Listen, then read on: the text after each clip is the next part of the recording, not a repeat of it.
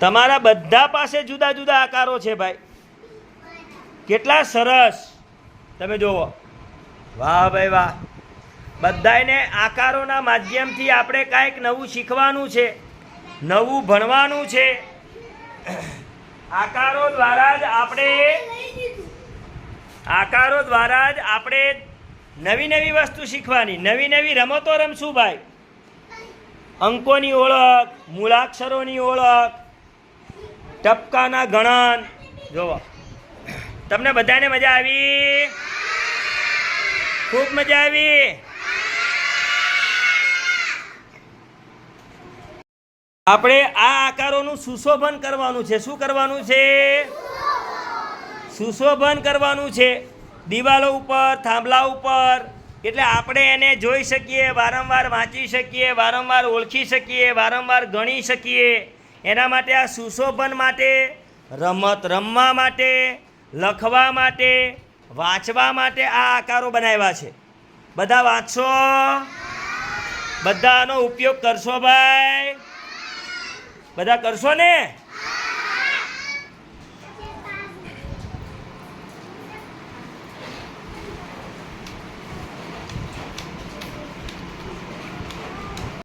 આપણા બધાના હાથમાં આકારો છે, જુદા જુદા આકારો છે. આકારોની અંદર મૂળાક્ષર, અંકો અને ગણન માટે આવા મીંડા પણ કરેલા છે.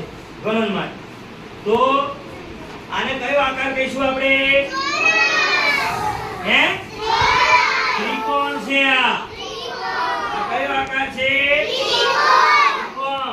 આ કયો આકાર છે? ચોરસ. કયો છે? ચોરસ. પછી આને લંબગોળ કહેવાય. કયો આકાર કહેવાય? લંબગોળ. પછી આ અષ્ટકોણ. કયો આકાર છે? અષ્ટકોણ. ષષ્ઠકોણ. કયો આકાર છે? ષષ્ઠકોણ. આ પંચકોણ. કયો આકાર છે? પંચકોણ. અને આ લંબચોરસ છે. કયો આકાર છે? કયો આકાર છે આ? અને આ ગોળ. આ કયો આકાર છે? આ દરેક આકારોની અંદર જુદા જુદા મૂળાક્ષરો, અંકો, ગણન માટે મીંડા, ટપકા આવું કરેલું છે. આ આકારો દ્વારા આપણે નવી નવી રમતો રમશું. આકારો દ્વારા આપણે અંકોને શીખશું. આકારો દ્વારા આપણે ગણન કરીશું. શું કરશું? ગણન. આ આકારોથી આપણે ઘણી બધી પ્રવૃત્તિઓ કરવાની છે. બધાને મજા આવશે? બધાને મજા આવશે ને? તો આ આકારો કહેવાય. શું કહેવાય? અને શું કહીશું આપણે? આકારો. જુદા જુદા આકારો છે આપણી પાસે. દરેક આકારો ઓળખવાની મજા આવી?